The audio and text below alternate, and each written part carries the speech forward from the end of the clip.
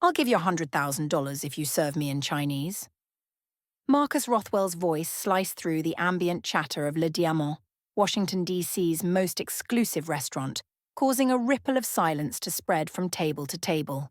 The crisp $100 bills landed on Maya Johnson's silver serving tray with deliberate slowness, each one a calculated insult disguised as generosity. Maya stood perfectly still, her practiced server's smile never wavering as her eyes registered the growing pile, $100,000 in cash, fanned out like peacock feathers on display. The wealthy patrons of Le Diamant, politicians and power brokers who determined national policies between appetizers and entrees, had suddenly found something more interesting than their $200 truffle risotto. Maya Johnson was 32 years old and never imagined her doctorate in international linguistics would lead to serving champagne to men who treated her like furniture. But here she was in her impeccable black uniform, balancing $1,000 bottles of wine and the weight of shattered dreams simultaneously.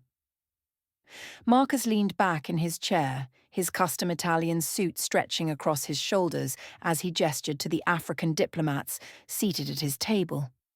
My guests here would love to see an American waitress attempt their language. It would be entertaining. His smile never reached his eyes, cold and calculating as they assessed her like a commodity rather than a human being. The restaurant had transformed into a coliseum, with Maya at its center. "What's the matter?" Marcus continued, his voice carrying just enough to ensure everyone heard. "Isn't $100,000 enough motivation to try something new? I'm told these bills spend just as well as the tips you're used to." A ripple of uncomfortable laughter circled the room. The African diplomats shifted in their seats, one of them, an older gentleman with grey at his temples, looking distinctly uncomfortable with the spectacle unfolding. It was Thursday evening in the diplomatic heart of Washington, where men like Marcus Rothwell brokered international deals worth billions before their creme brulee arrived.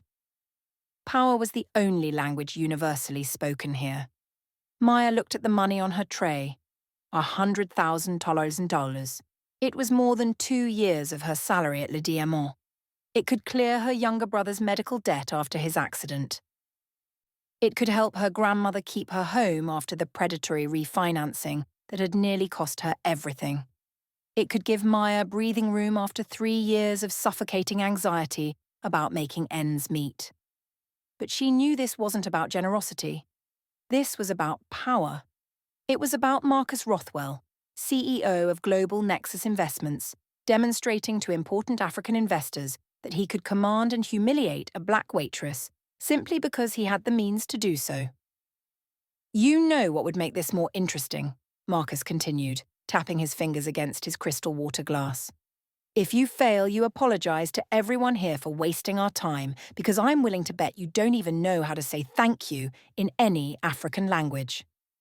The diplomat's laughter was strained, forced. One of them, a distinguished man with a neatly trimmed beard, wearing traditional Ghanaian kente cloth accents on his suit, frowned visibly. Maya took a deep breath. Her fingers gripped the edge of the serving tray until her knuckles protested. For just a moment she thought about her former life, when she was Dr. Maya Johnson, when she lectured at Georgetown and Howard University, when her research on African language preservation in diaspora communities was published in academic journals worldwide. 3 years ago, everything had unraveled with stunning speed. Her grandmother's stroke, her brother's accident without insurance, the medical bills that accumulated faster than she could manage them on an academic salary, the impossible choice between her career and her family. Now she was here, being humiliated by a man who probably couldn't name 5 African countries, let alone understand the linguistic diversity of the continent. "I accept," she said, her voice steadier than she expected. Marcus blinked, momentarily thrown off balance. "Excuse me?" "I accept your proposal, Mr. Rothwell," Maya repeated. "I will serve you in the language of your choice, and when I'm done, you will pay me the $100,000 right here, in front of everyone."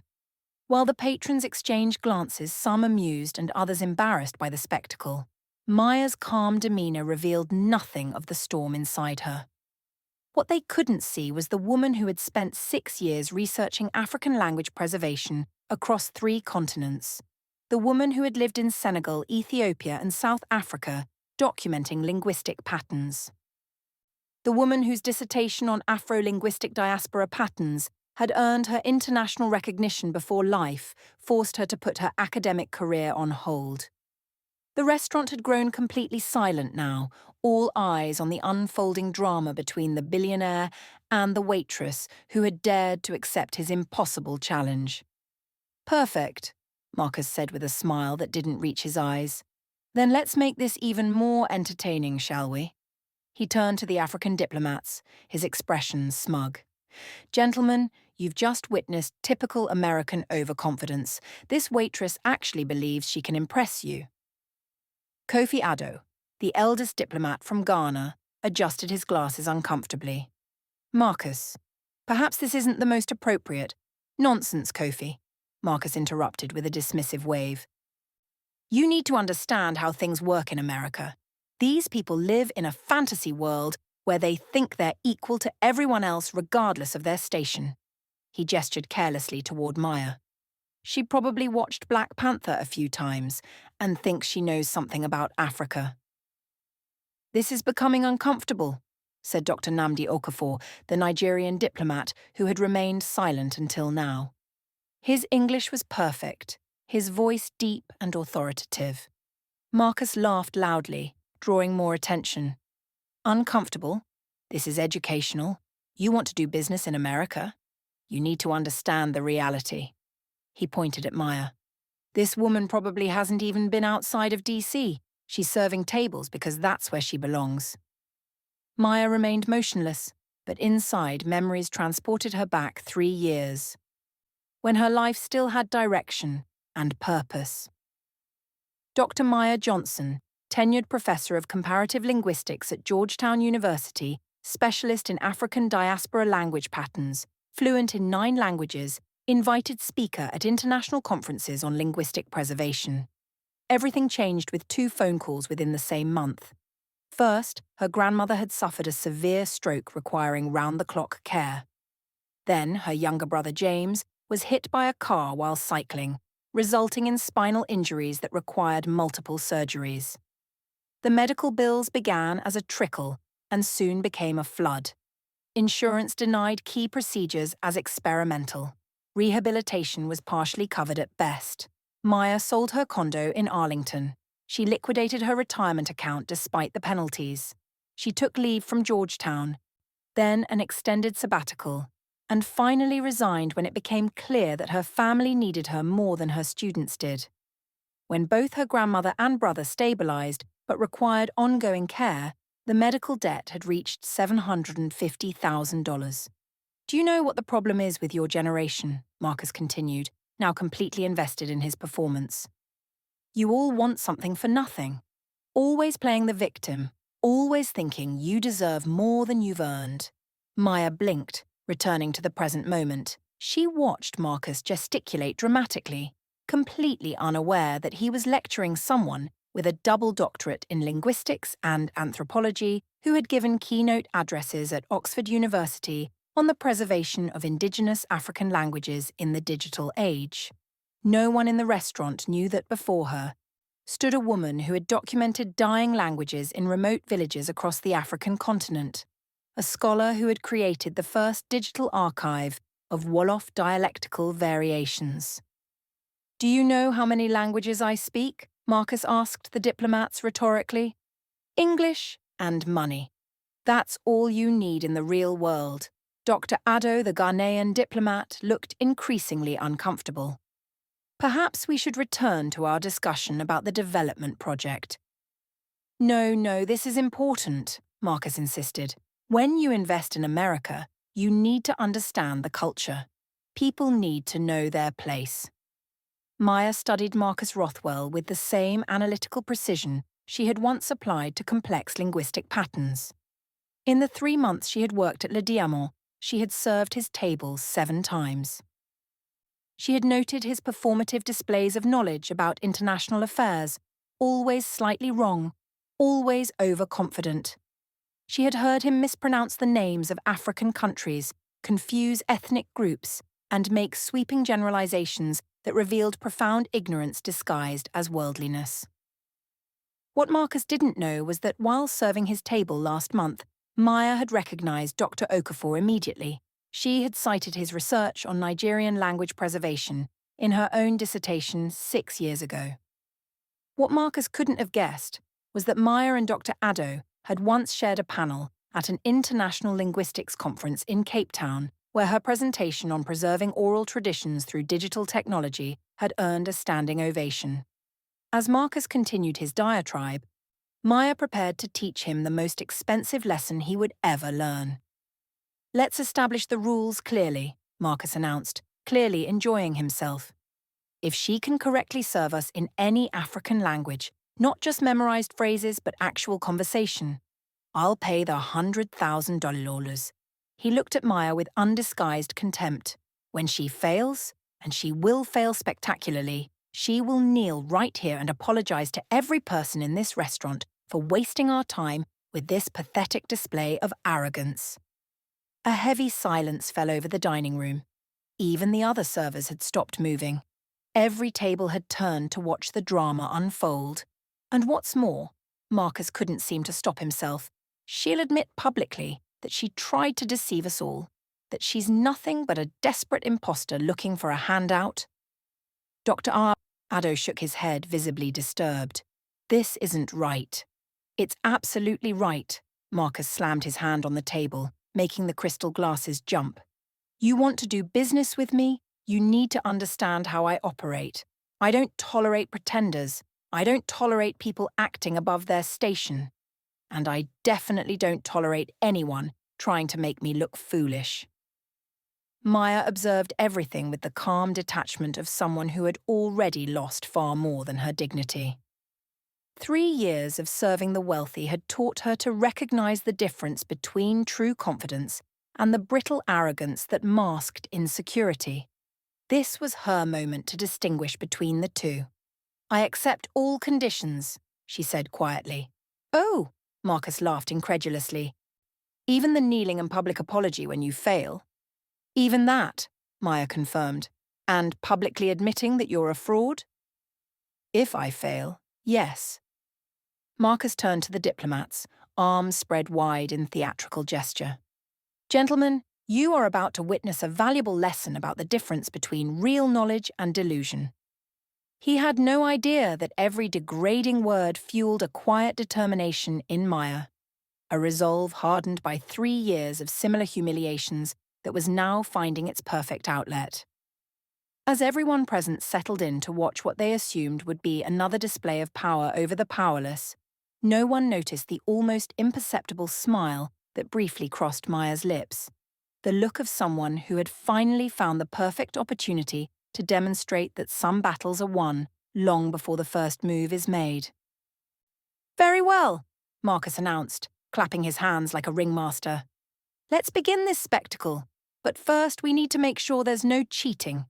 He gestured to one of the other servers. "Bring us the special menu, the one with regional African specialties we prepared for our diplomatic guests." The server hesitated. "Sir, that menu has specialized dishes from 7 different African countries with complex descriptions." "Perfect," Marcus exclaimed. "If our expert here truly knows African languages, she won't have any problem with a few technical terms." If this story of privilege and humiliation has caught your interest, don't forget to subscribe to the channel for more stories that show how assumptions about people can lead to unexpected consequences. Leave a comment below telling us whether you've ever witnessed someone being underestimated based on their appearance. The most shocking part of this encounter is still to come, as Maya prepares to teach Marcus Rothwell a lesson he will never forget, using weapons he doesn't even know she possesses. Dr. Okafor shifted uncomfortably in his chair. "Marcus, this is becoming excessive." "Excessive?" Marcus laughed. "Namdi, this is educational. These people need to learn their place." He pointed dismissively at Maya. "Look at her. She still has that arrogant pose. She still thinks she can fool us." What Marcus didn't know was that Maya was mentally reviewing her doctoral research on West African linguistic patterns. What he couldn't have guessed was that 3 years before, she had spent 8 months living in rural Senegal, documenting the Wolof language for UNESCO's Endangered Languages project. Her advisor, the renowned Dr. Mamadou Diallo, had been merciless in his standards. "Miss Johnson," he would say in perfect Wolof, "if you cannot distinguish the tonal variations in everyday conversation, how will you preserve them for future generations?" Maya had spent countless nights in her small apartment in Dakar, listening to recordings, practicing pronunciations, mastering not just the language but the cultural contexts that gave it meaning. She had presented her findings to village elders who had initially been skeptical of an American researcher, but eventually embraced her as someone who respected their traditions. While Marcus continued his diatribe, the server returned with an elaborate leather-bound menu. "Ah, here we are," Marcus announced triumphantly. "Our special menu featuring authentic dishes from Ghana, Nigeria, Ethiopia, Senegal, South Africa, Morocco, and Kenya." He opened the menu and for a brief moment seemed less confident. "Well, there are quite a few details here," he muttered. Dr. Addo leaned forward. "May I see?" "No, no." Marcus quickly closed the menu. "She needs to do this entirely on her own without help." He handed the menu to Maya with a smirk. "Go ahead, expert. Describe 3 dishes in any African language of your choice. In detail." Maya accepted the menu, opened it to the first page, and had to suppress a smile. It was a collection of regional specialties that any serious scholar of African cultures would recognize immediately. She saw listings for jollof rice prepared in the distinctive Nigerian style, Ghanaian kelewula with the traditional spice blend, Ethiopian doro wat with authentic Berber seasoning. These were dishes she had not only studied but prepared alongside local cooks during her field research. "May I choose which dishes to describe?" she asked calmly. "Of course," Marcus laughed. "Choose the easiest ones if you want. You're still going to fail spectacularly." What Marcus couldn't possibly know was that at that very moment, Maya was mentally reviewing her presentation at the Pan-African Linguistic Conference, where she had discussed regional food terminology in various African languages. She had defended that presentation before an audience that included some of the most respected linguistic scholars from across the African continent. Before she began, Maya looked directly at Dr. Addo. "I would like to confirm something with you, gentlemen. Which languages do you speak fluently?" Dr. Addo blinked in surprise. "I speak Twi, English and French fluently. Some Hausa as well." "I speak Igbo, Yoruba, Hausa, English and French," Dr. Okafor added. The third diplomat, who had remained mostly silent, spoke up. "I am from Kenya. I speak Swahili, Kikuyu and English." Marcus laughed loudly. "See, you're already looking for excuses." "Oh, you won't understand what I'm saying anyway," he mimicked in a childish voice. "Pathetic." "Actually," Maya continued with unnerving calm, "I asked because I want to ensure there will be at least one person qualified to evaluate my pronunciation, vocabulary, and cultural context." She turned to the menu. "I'll begin with the Nigerian dishes." Dr. Okafor sat up straighter, his interest clearly piqued. Maya took a deep breath, and when she began to speak, it was in flawless Yoruba, with the specific intonation patterns of southwestern Nigeria. "We begin with authentic jollof rice, prepared in the traditional Nigerian method, using locally sourced Scotch bonnet peppers and palm oil imported directly from Lagos," she explained in Yoruba. Her pronunciation so perfect that Dr. Okafor's eyes widened in shock. The long-grain rice is parboiled before being cooked in the rich tomato and pepper sauce, following the recipe passed down through generations of Yoruba families. She wasn't just speaking the language, she was using specialized culinary terminology and cultural references that only someone with deep knowledge would understand. Dr. Prey.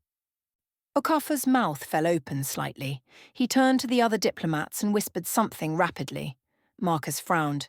Is that Is she actually speaking Yoruba? Dr. Okafor held up his hand for silence, completely absorbed in Maya's presentation. She continued seamlessly. This is accompanied by traditional airfo riro, spinach stew prepared with fermented locust beans and dried stockfish in the manner typical of Ibadan cooking traditions. The balance of flavors represents the harmony between land and sea that characterizes Nigerian coastal cuisine. Her Yoruba wasn't just grammatically correct. It carried the rhythms and cadences of native speech, complete with idiomatic expressions and cultural references. "My God," Dr. Okafor muttered in English, turning to the other diplomats. "She's not just speaking Yoruba. She's explaining regional cooking techniques with vocabulary that even many Nigerians wouldn't know." Marcus's face began to pale. That has to be memorized phrases or something. Maya turned to him and for the first time that evening allowed herself a small smile. "Would you prefer I continue in Igbo, Hausa, or perhaps Swahili, Mr. Rothwell?" she asked calmly in English. "What do you mean by different languages?" Marcus stammered, clearly losing his composure. "Well," Maya replied, and then began to speak in fluent Swahili. "In Kenya, we would prepare nyama choma with a different technique, emphasizing the traditions of Maasai cooking, where the meat is seasoned only with salt and cooked over an acacia wood fire to preserve its natural flavors," she explained in perfect Swahili with a Kenyan accent. The Kenyan diplomat slammed his hand on the table. "Perfect Swahili! Not just basic phrases. She's discussing specialized cultural knowledge." Marcus was visibly desperate now. Who are you?" he demanded, his voice cracking slightly.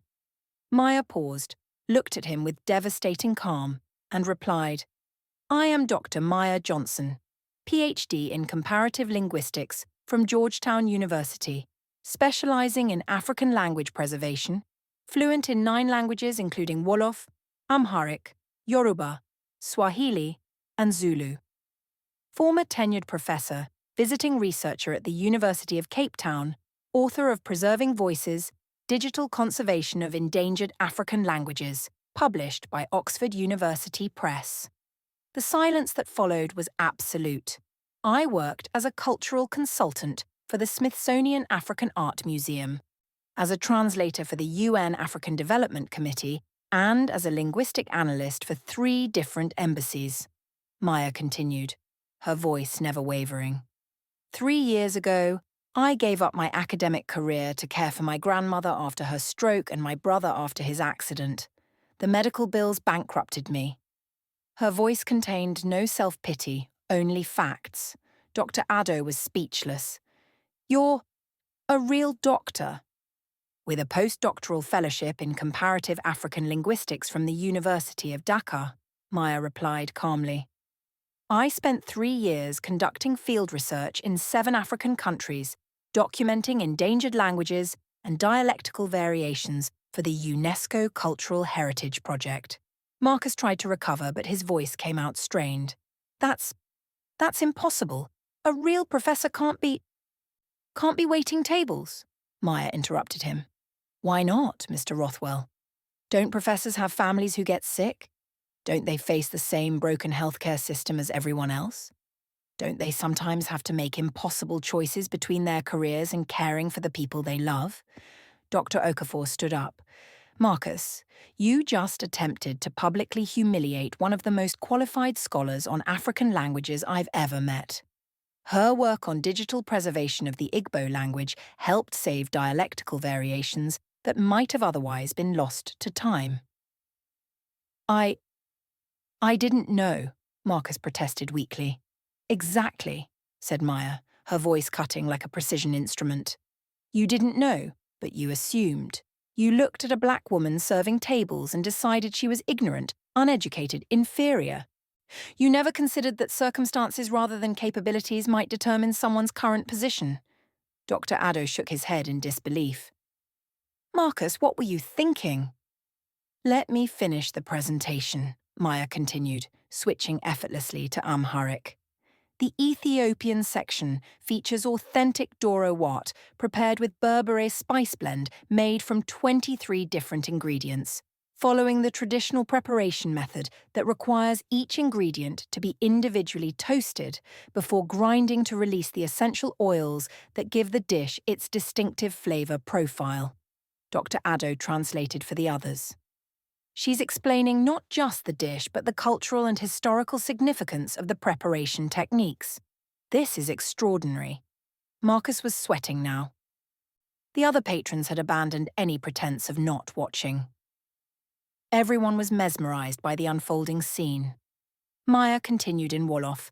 The Senegalese Tiboudien represents the integration of land and sea, with the fermented fish providing umami depth to the tomato-infused rice.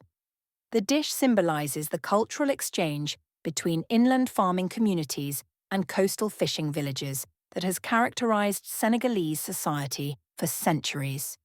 She spoke with the confidence and precision of someone who had not just studied these languages academically, but had lived them, breathed them, and integrated them into her very being. "Stop!" Marcus suddenly shouted, banging his fist on the table. "Stop this charade! This is some kind of setup." "Setup?" Dr. Okafor turned to him, his voice icy. "That she knows more about African cultures and languages than you could learn in a lifetime? She can't be a real professor working as a waitress," Marcus insisted, his voice rising with desperation. "Why not?" Dr. Addo asked coldly. "Because people like you believe that intelligence and education are the exclusive property of the privileged," Maya responded, placing the menu on the table. "Mr. Rothwell, you offered me $100,000 to do something I was doing professionally before my family's medical crisis. Explaining African cultural contexts was literally my area of expertise at Georgetown." "This can't be happening," Marcus muttered, running his hands through his perfectly styled hair. "It is happening," Dr. Okafor said, taking his phone out of his pocket. "And you know what, Marcus? My government was considering a $300 million infrastructure development contract with your company." He began typing on his phone. "Was?" Marcus asked, panic rising in his voice. "A man who publicly humiliates a brilliant scholar out of pure prejudice is not someone we want associated with Nigeria's future," Dr. Addo added, also taking out his phone. "You can't cancel negotiations because of a simple misunderstanding," Marcus pleaded, his voice cracking with desperation. "Misunderstanding?" Dr. Addo laughed without humor. "You tried to destroy this woman's dignity for entertainment. That's not a misunderstanding, it's cruelty rooted in prejudice." Maya watched Marcus's facade crumble, feeling no joy in his downfall, only a deep sadness that men like him wielded such power in the world.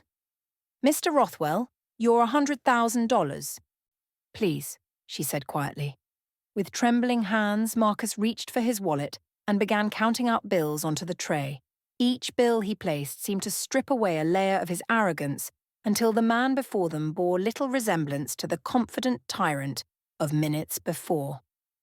"Now," Maya said when he had finished, "I would like you to apologize, not to me, but to everyone who has had to endure your prejudice over the years." Marcus looked around the restaurant. Every table, every server, every pair of eyes was fixed on him, witnessing his complete humiliation. "I apologize," he muttered, barely audible. "I didn't hear you," Maya said calmly. "I apologize," Marcus shouted, his voice echoing through the silent restaurant. It was at that moment, as one of Washington's most powerful business figures publicly begged forgiveness for his ignorance, that everyone realized they had witnessed something greater than mere revenge. They had seen how true excellence always finds a way to reveal itself, especially when tested by those who mistake wealth for worth. Maya picked up the tray with her 100,000 talons. "Thank you for your generosity, Mr. Rothwell. I'll be using this to help pay my family's medical bills." She turned to the diplomats. "It was an honor to meet you, Dr. Okafor. Your work on preserving indigenous Nigerian languages inspired much of my own research. She nodded to Dr. Addo. And, Dr. Addo, I still have the notes from your brilliant presentation at the Cape Town conference 6 years ago. Both men stood and bowed slightly to her, a gesture of profound respect. Dr. Johnson, I would very much like to discuss potential collaboration with you, Dr. Okafor said, handing her his business card. The Nigerian Cultural Ministry has been seeking someone with exactly your expertise. Maya accepted the card with a gracious nod. I would be honoured to discuss it. As she walked away from the table, leaving Marcus Rothwell shattered in her wake, the restaurant burst into spontaneous applause. If you've been moved by Maya's story of dignity in the face of prejudice, don't forget to hit the subscribe button and share this video with someone who needs to be reminded that circumstances don't define our worth. Have you ever been underestimated because of how others perceived you? Tell us your story in the comments below. The most powerful moment of this tale is still coming, as we discover how this single interaction changed not just Maya's life, but transformed an entire community. 6 months later, Maya Johnson sat in her office on the 15th floor of the National African Cultural Heritage Center. The plaque on her door read, Dr. Maya Johnson, Director of Linguistic Preservation and Cultural Education. Her window overlooked the National Mall, a view she had never imagined having again after giving up her academic career. On her desk sat a framed photo of her grandmother, now receiving specialized care in a top rehabilitation facility, and her brother James, whose latest surgery had been a success. Beside it was a small trophy, a miniature silver serving tray, given to her by her former colleagues at Le Diamant, engraved with the words, to Dr. Armand Johnson, who served excellence with every word. The centre had been established with a $50 million grant from the combined cultural ministries of 7 African nations, spearheaded by Dr. Okafor and Dr. Addo. They had approached Maya the day after the incident at Le Diamant with a proposition that had seemed too good to be true. We've been discussing a joint cultural centre for years, Dr. Addo had explained, but we've never found the right person to lead it, someone who truly understands both African languages and American academic structures. Someone who can bridge worlds. Maya now led a team of 30 researchers and educators dedicated to preserving African linguistic heritage and promoting cultural understanding. Her salary of $175,000 per year had allowed her to pay off her family's medical debts and provide the care they needed. The story of what happened that night at Le Diamant had spread through Washington's diplomatic community like wildfire. A video recorded by a patron had gone viral with the headline, Billionaire Humiliated, by Waitress who speaks 9 languages. Overnight, Maya had become a symbol of hidden excellence, of dignity in the face of prejudice. The African diplomatic community had rallied around her, not just with job offers but with genuine respect for her academic contributions. Marcus Rothwell had not fared as well. The African infrastructure contracts his company had been negotiating were all cancelled within a week. Other international partners began questioning his judgment. His company's stock plummeted as investors pulled out, concerned about his decision-making abilities and the viral video that showcased his prejudice. Within 3 months, the board of directors had forced him to step down as CEO. His wife filed for divorce shortly after, citing his public humiliation of the family name, among other grievances. His adult children distanced themselves, embarrassed by their father's viral infamy. Marcus Rothwell, once one of DC's most powerful businessmen, saw his empire crumble because he had chosen the wrong person to humiliate. Maya's phone rang, interrupting her reflections. Dr. Johnson, your 2 o'clock is here. The students from Howard University. Maya smiled. This was her favourite part of the job, mentoring young scholars interested in linguistic preservation. Send them in. Please. She stood to greet the 5 undergraduate students who filed into her office, their eyes wide with admiration. Welcome to the centre, she said warmly. I understand you're interested in our summer fieldwork program in West Africa. The students nodded eagerly. One young woman stepped forward. Dr. Johnson, we've all watched the video of what happened at Le Diamant. You're the reason I changed my major to linguistics. You showed us that knowledge is power, even when circumstances try to hide your light. Maya gestured for them to sit. That night wasn't about me asserting power, she explained. It was about maintaining dignity. There will always be people who try to define you by your current circumstances rather than your capabilities or character. The challenge is to never internalize their limitations. As she began describing the fieldwork program that would take these students to Senegal and Ghana, Maya reflected on how a moment of humiliation had transformed into an opportunity to build something that would outlast any insult or injury. 3 years had passed since that fateful night at Le Diamant. The National African Cultural Heritage Center had grown into a prestigious institution with satellite campuses in Atlanta, Chicago, and Los Angeles. Maya's linguistic preservation app had been downloaded over 2 million times, allowing users to learn endangered African languages through interactive lessons developed by native speakers. Her TED Talk on Hidden Excellence, Recognizing Genius Beyond Circumstance had garnered over 15 million views. The center's annual gala was in full swing, with diplomats, academics, and cultural icons mingling in the grand hall. Maya, dressed in a stunning gown featuring traditional Ghanaian kente patterns, moved among the guests with the easy confidence of someone who had always belonged in these circles. Dr. Johnson, a familiar voice called from behind her. She turned to see Dr. Okafor, now Nigeria's Minister of Cultural Affairs. Your latest initiative to document Nigeria's minority languages has been revolutionary. The President has asked me to personally convey his gratitude. Maya smiled. The credit goes to our field researchers who've been working with local communities. I'm just fortunate to help coordinate their efforts. As they spoke, a commotion near the entrance drew their attention.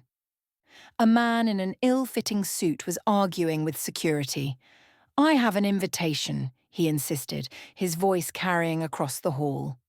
Maya recognized him immediately, though he bore little resemblance to the powerful figure he had once been. Marcus Rothwell had aged decades in just 3 years. It's all right, Maya told the security guards approaching her for instruction. Mr. Rothwell does have an invitation. I sent it myself. The guards nodded and allowed Marcus to enter. He made his way through the crowd, aware of the whispers that followed him. Everyone here knew the story. Everyone had seen the video. Dr. Johnson, Marcus said, extending his hand. Thank you for inviting me. Maya shook his hand firmly. I'm glad you could come, Mr. Rothwell. The awkwardness between them was palpable. A history that couldn't be erased but might possibly be transcended. I wanted to see what you've built, Marcus said, gesturing to the magnificent hall filled with the brightest minds in cultural preservation. It's impressive. Marcus Rothwell was no longer a CEO. After his company's collapse, he had filed for bankruptcy.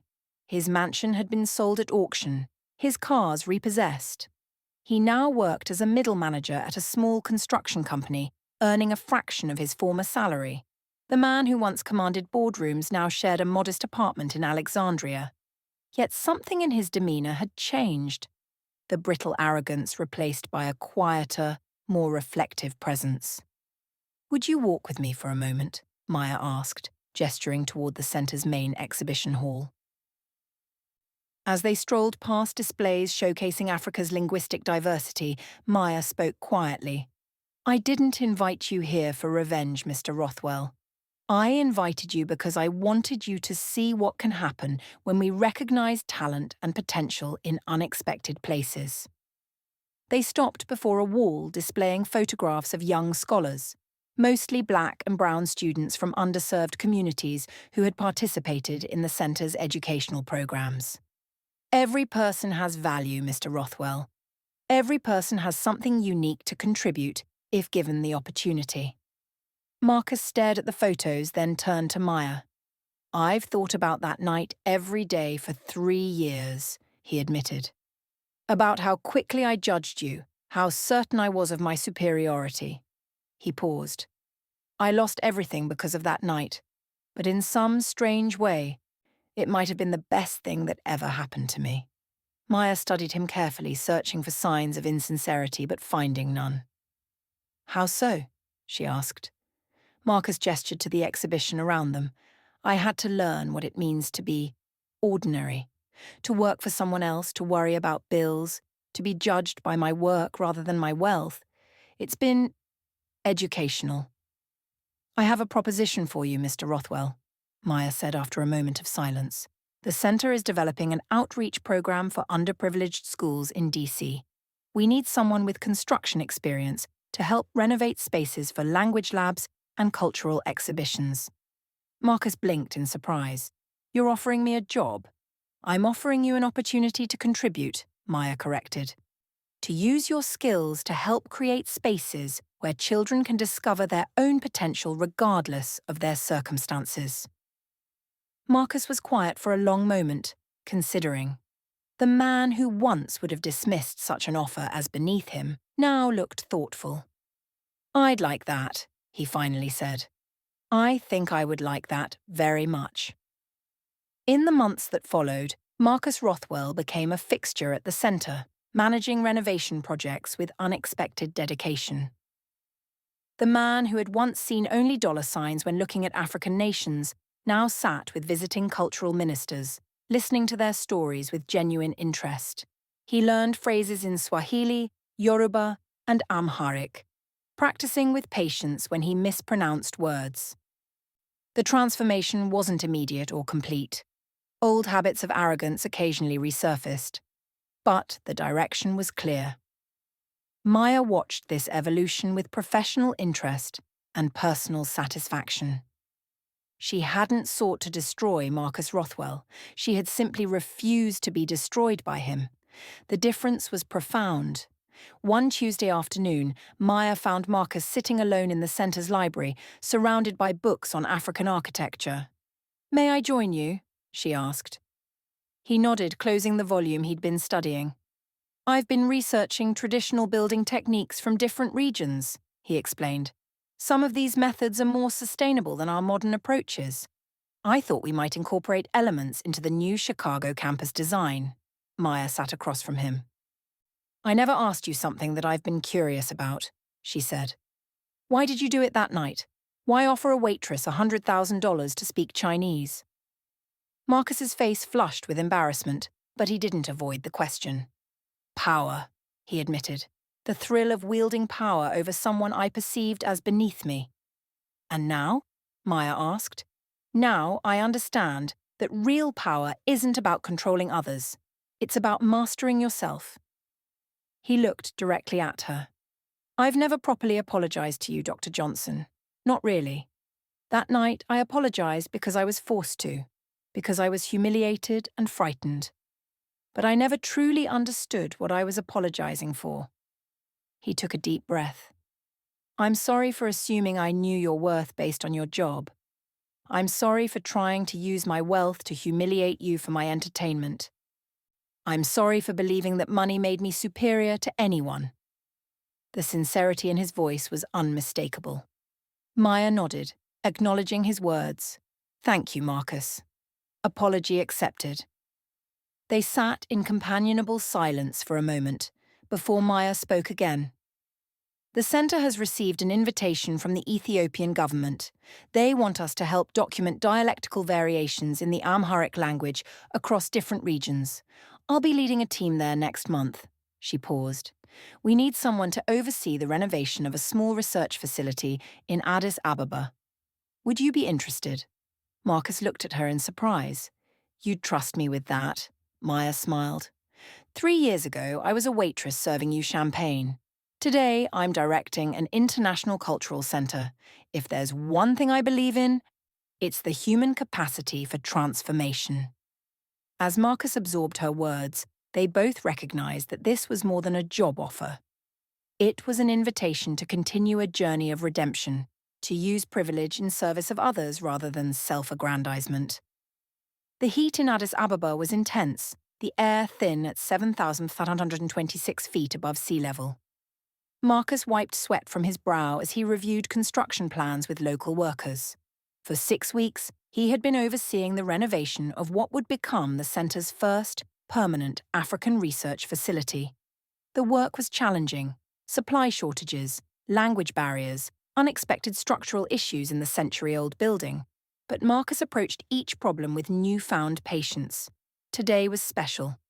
Dr. Johnson was arriving to inspect their progress, having spent the previous month in rural villages documenting linguistic variations. Marcus felt an unfamiliar nervousness, a desire for approval he had never experienced in his former life. "Impressive," Maya said as she walked through the nearly completed facility. "You've accomplished more than I expected in such a short time." Her praise, simple and professional, filled Marcus with a satisfaction that multi-million-dollar deals never had. "The local craftsmen are exceptional," he replied. "I've learned more from them than they have from me." They toured the building together, the research library with custom shelving made from sustainable local wood, the recording studio with state-of-the-art acoustic design, the community gathering space where local elders could share oral traditions with younger generations. In every detail, Marcus had tried to honor both function and cultural significance, something the old Marcus would never have considered important. Later, they sat on the facility's rooftop terrace, watching the sun set over the city. "I received an interesting email yesterday," Maya said, sipping her coffee. "From my former department chair at Georgetown." Marcus raised an eyebrow in question. "They've offered me my old position back. Full professorship, department head, substantial research budget." Marcus felt a sudden hollowness in his chest. "You'd leave the center?" "No," Maya smiled. "I declined the offer. What we're building here is more important than academic prestige. We're creating bridges between cultures, preserving knowledge that might otherwise be lost."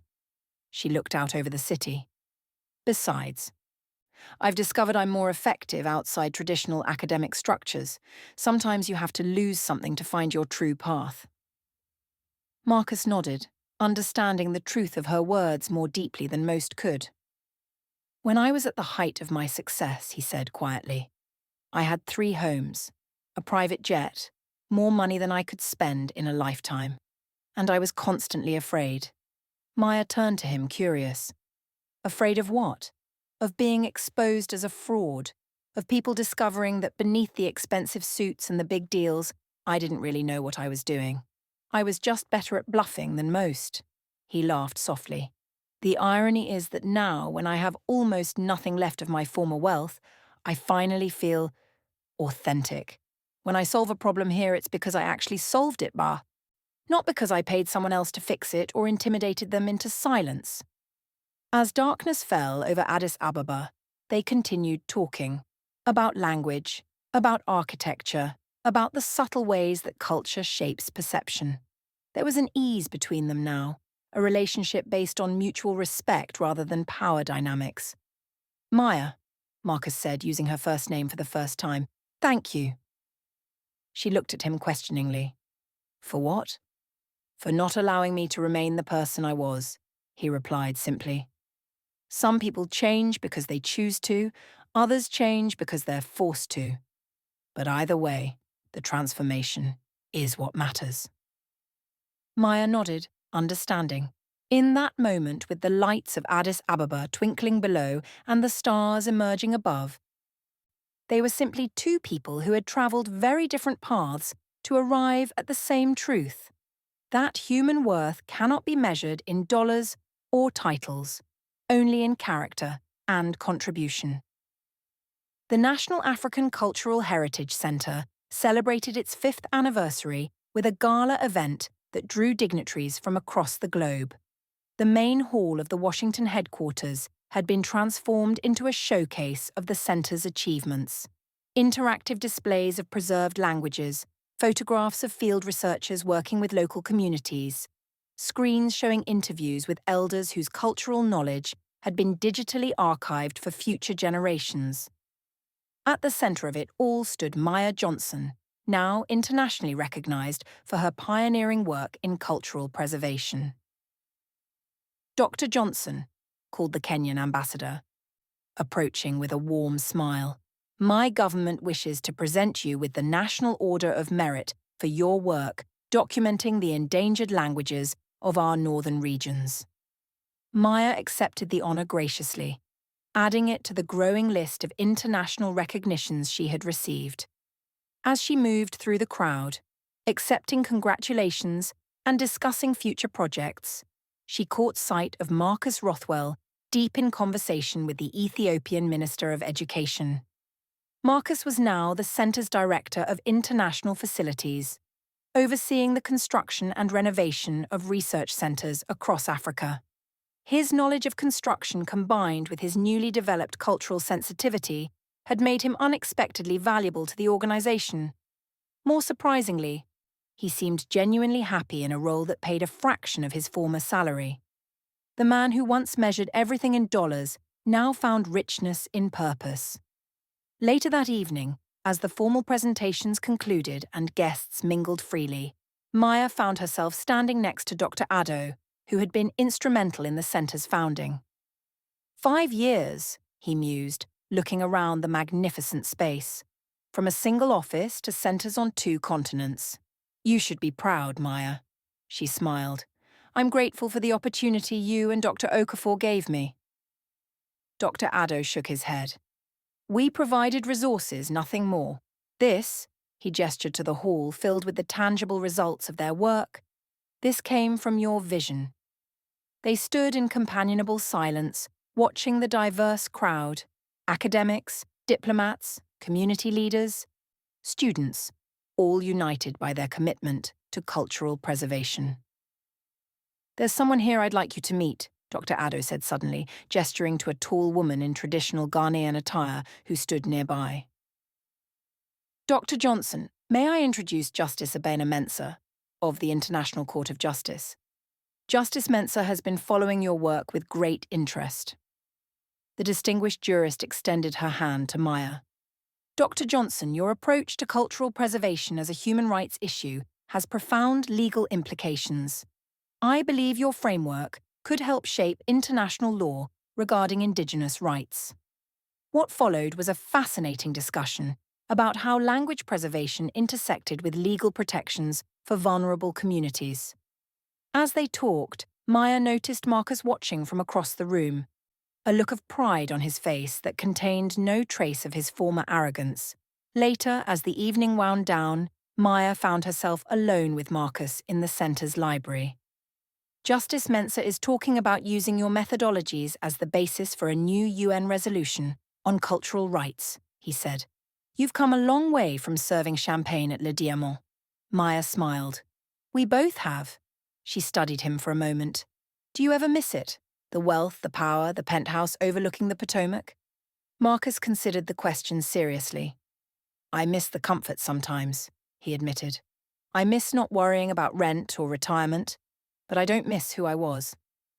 He looked around the library with its carefully preserved linguistic treasures. I was hollow then. Everything I valued was external, money, status, possessions. I defined myself by what I had, not who I was. He smiled ruefully. It took losing everything to discover I wasn't really anything without my wealth, and then, gradually, to discover that I could be something more. On a crisp autumn morning, Maya stood before a crowded auditorium at Howard University. 500 students had gathered for her guest lecture on cultural preservation in the digital age. As she looked out at the sea of eager faces, Maya felt a surge of satisfaction. This was why she had pursued linguistics all those years ago, to inspire understanding across cultural boundaries, to preserve knowledge at risk of being lost. Language is more than a method of communication, she began. It is the living repository of cultural wisdom, of unique perspectives on human experience, of ways of seeing the world that cannot be precisely translated. When a language dies, we lose not just words but entire frameworks for understanding reality. The students listened intently, many taking notes, others recording the lecture on their devices. In the back of the auditorium, Marcus sat quietly, observing Maya in her element. She spoke with passion and precision, making complex linguistic concepts accessible without oversimplification. The woman commanding the attention of hundreds of scholars bore little resemblance to the waitress who had stood holding a tray of cash 5 years ago. Yet, they were the same person. The circumstances had changed, but the excellence had always been there. After the lecture, during the question and answer session, a young woman stood. "Dr. Johnson, your story has inspired so many of us. What advice would you give to students who face significant obstacles to their academic pursuits?" Maya considered the question carefully before answering. "Circumstances may determine your starting point, but they need not determine your destination," she said. "When I was working at Le Diamant, serving people who looked through me rather than at me, I still read linguistic journals during my breaks. I still corresponded with colleagues around the world. I still thought like a scholar even when I couldn't work as one." She paused. "Excellence isn't something that happens when all conditions are perfect. It's something you carry with you through all conditions, something you practice even when no one is watching or appreciating it. And when opportunity finally comes, as it eventually will if you remain prepared, you'll be ready to seize it." The auditorium erupted in applause. Several students rose to their feet, moved by her words.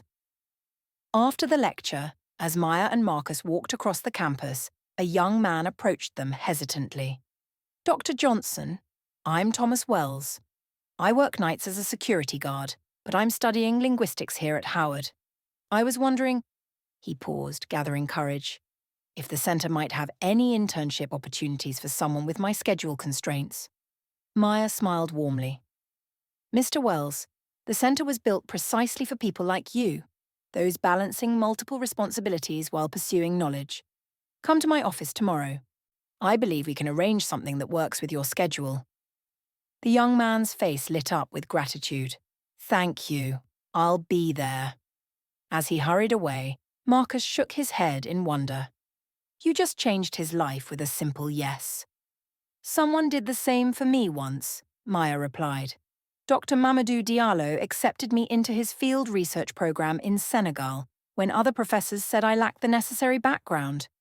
He told me, 'I'm not interested in where you've been, only in where you're willing to go.'" They continued their walk in thoughtful silence.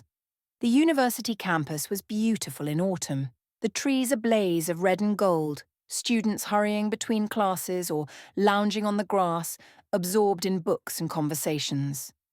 "It's strange," Marcus said finally.